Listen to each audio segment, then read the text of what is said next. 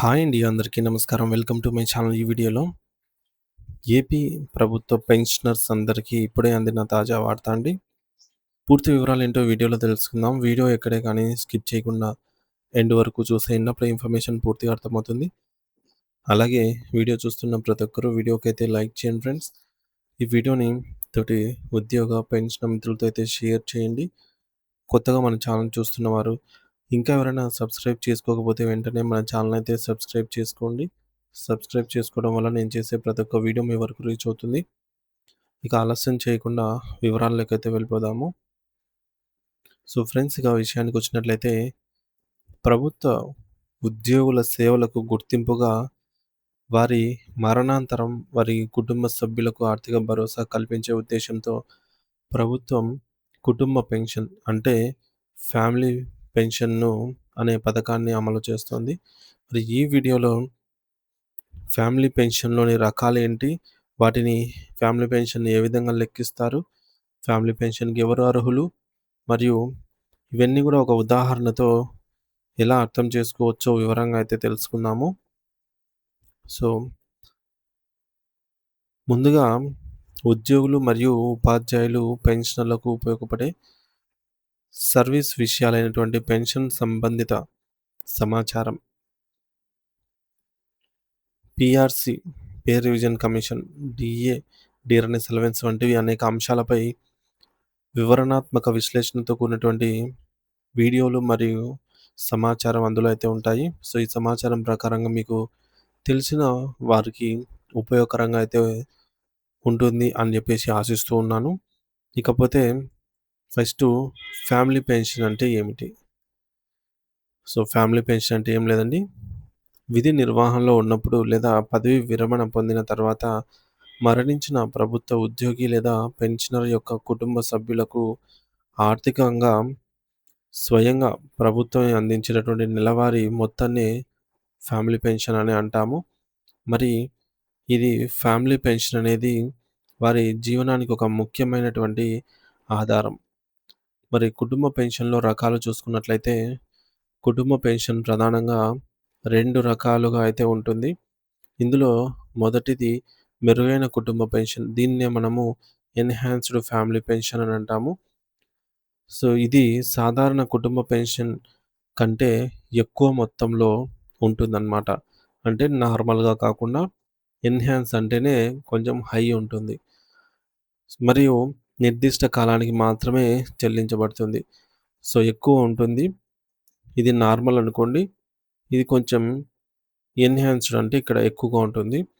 So, ఇది కొద్ది రోజుల తర్వాత మళ్ళీ నార్మల్‌గా వచ్చేస్తుందనమాట. సో, కొద్ది రోజులు మాత్రమే ఈ పీరియడ్ మాత్రమే హై ఉంటుంది. రెండోది సాధారణ కుటుంబ పెన్షన్.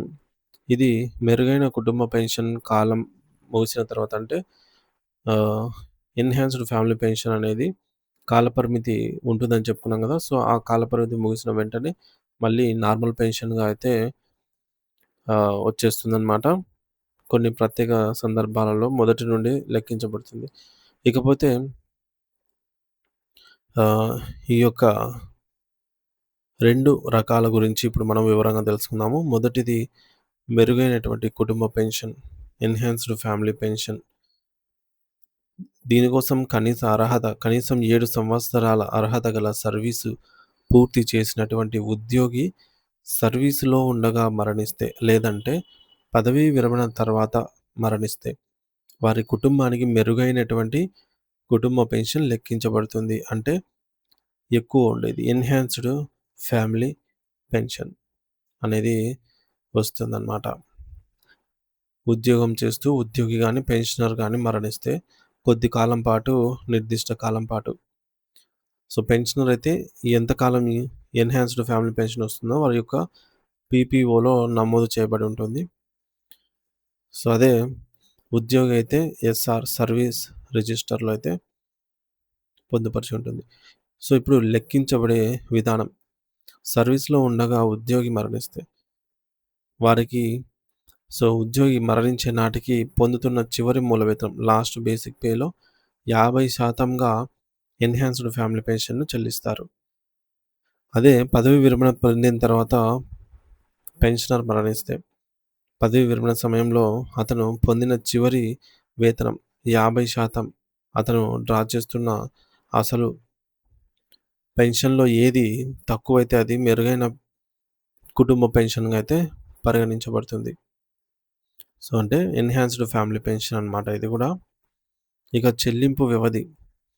ఈ యొక్క 50% పెన్షన్ అనేది ఉద్యోగి మరణించిన తేదీ నుండి 7 సంవత్సరాల వరకు గానీ, లేదంటే కుటుంబ పెన్షన్‌దారుడికి 65 సంవత్సరాలు వచ్చే వరకు గానీ, ఈ రెండిట్లో ఏది ముందు జరిగితే అంతవరకు మాత్రమే ఈ యొక్క ఎన్‌హాన్స్‌డ్ ఫ్యామిలీ పెన్షన్ అనేది వర్తిస్తుంది.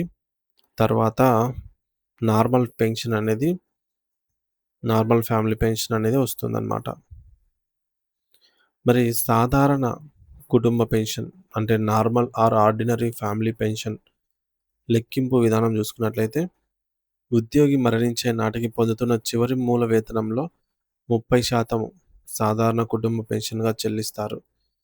మరి ఎప్పుడు చెల్లిస్తారంటే, మెరుగైన కుటుంబ పెన్షన్‌కు అంటే ఎన్‌హాన్స్‌డ్ ఫ్యామిలీ పెన్షన్‌కు అర్హత ఉండి, పైన చెప్పినటువంటి 7 సంవత్సరాల కాలం లేదా 65 ఏళ్ళు వచ్చే వరకు 65 ఏళ్ల వయసు పరిమితి ముగిసిన తర్వాత ఈ యొక్క పెన్షన్ మొత్తం గూడా 30% తగ్గిపోతుందనమాట. సో, ఇది పర్మనెంట్‌గా ఉంటుంది ఫ్యామిలీ పెన్షన్. ఇక కనీసం 7 సంవత్సరాల అర్హత గల సర్వీసు పూర్తి చేయకుండా మరణించిన ఉద్యోగి కుటుంబానికి మొదటి రోజు నుండే చివరి మూల వేతనంలో 30% సాధారణ కుటుంబ పెన్షన్‌గా చెల్లించబడుతుంది. వీరికి మెరుగైన కుటుంబ పెన్షన్ 50% అనేది వర్తించదు. ఇక కుటుంబ పెన్షన్‌కు అర్హులు ప్రాధాన్యత క్రమంలో ఎవరెవరంటే, కుటుంబ పెన్షన్ పొందటానికి నామినేషన్ తప్పనిసరి ఏమీ కాదు. ప్రభుత్వం నిర్దేశించిన ప్రాధాన్యత క్రమంలో అర్హులైన కుటుంబ సభ్యులకు ఇది చెల్లించబడుతుందనమాట. అంటే ఖచ్చితంగా వీరికి ఎవరైతే కుటుంబ సభ్యులు ఉంటారో వారిని చేర్చాలని ఏం లేదు. అర్హతను బట్టి ముందుగా కేటగిరీ వైస్ ఫస్టు స్పౌస్, తర్వాత చిల్డ్రన్స్, తర్వాత సిబ్లింగ్స్ అంటే అన్నదమ్ములు, తర్వాత పేరెంట్స్ ఈ విధంగా అర్హతను బట్టి ముందుగా జీవిత భాగస్వామి భార్య గాని, భర్త గాని మరణించిన ఉద్యోగి యొక్క భార్య లేదా భర్తకు మొదటి ప్రాధాన్యత అనేది ఉంటుంది. వీరికి జీవితాంతం లేదా వారు పునర్వివాహం చేసుకునే వరకు కుటుంబ పెన్షన్ చెల్లించబడుతుందన్నమాట. అదే సెకండ్ ప్రయారిటీగా కుమార్తె లేదా కుమారులు. కుమారుడు 25 సంవత్సరాల వయసు వచ్చే వరకు లేదంటే సంపాదన ప్రారంభించే వరకు ఏదైతే అది. సో, 25 సంవత్సరాల లోపే ఎర్నింగ్స్ సంపాదన ప్రారంభించారంటే 22వ ఏట అట్లా జాబొస్తే అంతవరకు మాత్రమే చెల్లిస్తారు. లేదు 25 ఏళ్ల వరకు కూడా ఏం జాబ్ చేయడం లేదు అంటే 25 సంవత్సరం తర్వాత నార్మల్‌గా కట్ అయిపోతుంది. ఇక కుమార్తెలు 25 సంవత్సరాలు వచ్చే వరకు లేదంటే వివాహం అయ్యే వరకు, లేదంటే సంపాదన ప్రారంభించే వరకు వీరికి కూడా. సో, ఏది ముందైతే అంతవరకు సాధారణంగా వయసు మరియు ఇతర పరిస్థితులను బట్టి ఈ యొక్క క్రమం అనేది ఉంటుంది. మరి అవివాహిత లేదా వితంతు లేదా విడాకులు తీసుకున్న కుమార్తెలు గనక ఉన్న సందర్భాలలో సో, నిర్దిష్ట వయోపరిమితి ఉదాహరణకు 45 సంవత్సరాలు. సో, ఈ విధంగా నిర్దిష్ట వయోపరిమితి వరకు లేదా వారు సంపాదన ప్రారంభించే వరకు, లేదంటే పునర్వివాహం చేసుకునే వరకు ఈ యొక్క అవివాహిత లేదా వితంతు లేదా విడాకులు తీసుకున్న వారికి అర్హత ఉంటుంది. సో, వారికి మైనర్ పిల్లలు గన ఉంటే పిల్లలు మేజర్ అయ్యే వరకు లేదంటే సంపాదన పొందే వరకు కూడా కొనసాగించవచ్చు.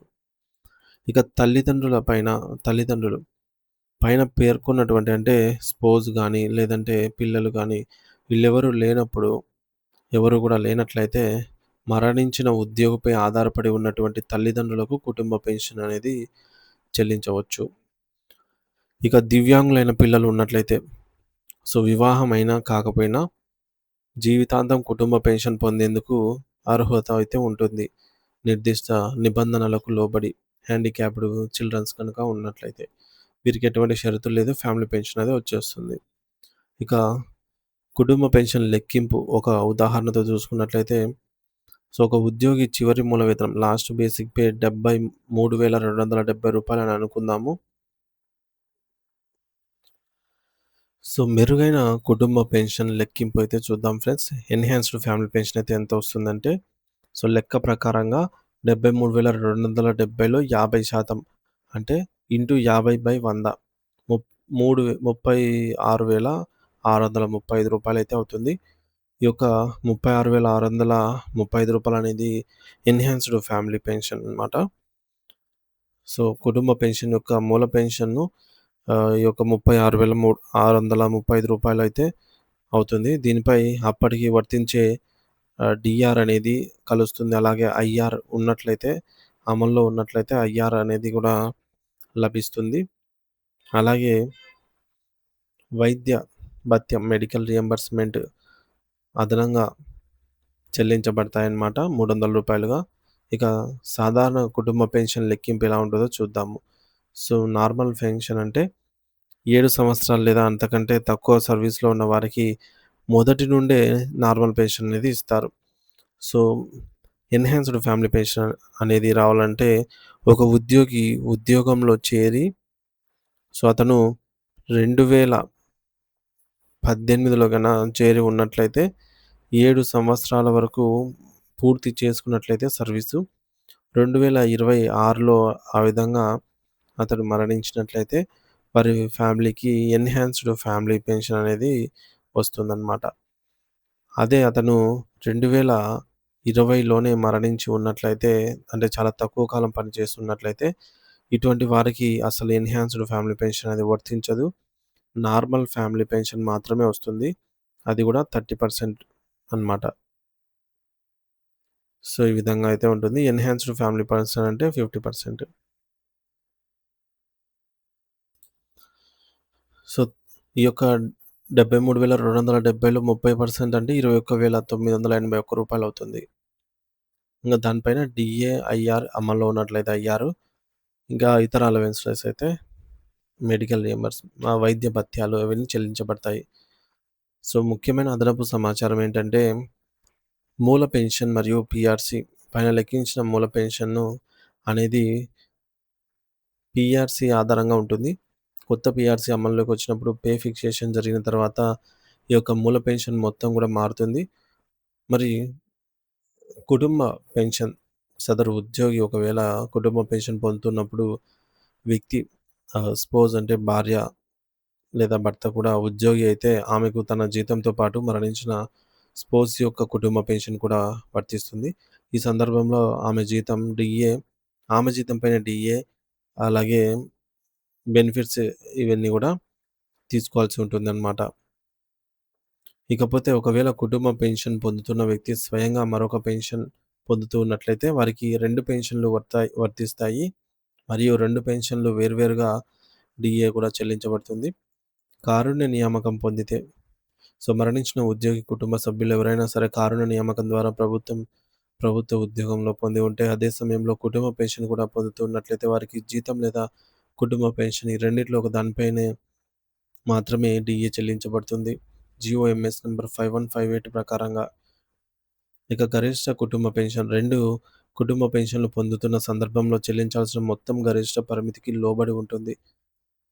ఇక కుటుంబ పెన్షన్ అనేది మరణించిన ప్రభుత్వ ఉద్యోగుల కుటుంబాలకు ఒక ముఖ్యమైన ఆర్థిక ఆసరా. దీనికి సంబంధించి నియమ నిబంధనలు, అర్హతలు మరియు లెక్కింపు విధానంపై స్పష్టమైన అవగాహన కలిగి ఉండటం చాలా ముఖ్యం. పైన అందించినటువంటి సమాచారము ఈ యొక్క విషయంలో మీకు సహాయపడుతుంది అనైతే ఆశిస్తున్నాము. Thank you for watching this video. అట్లే ఈ వీడియోని తోటి పెన్షన్ మిత్రులతో కూడా షేర్ చేయండి ఫ్రెండ్స్. మీ అభిప్రాయాన్ని కామెంట్ ద్వారా తెలియజేయండి.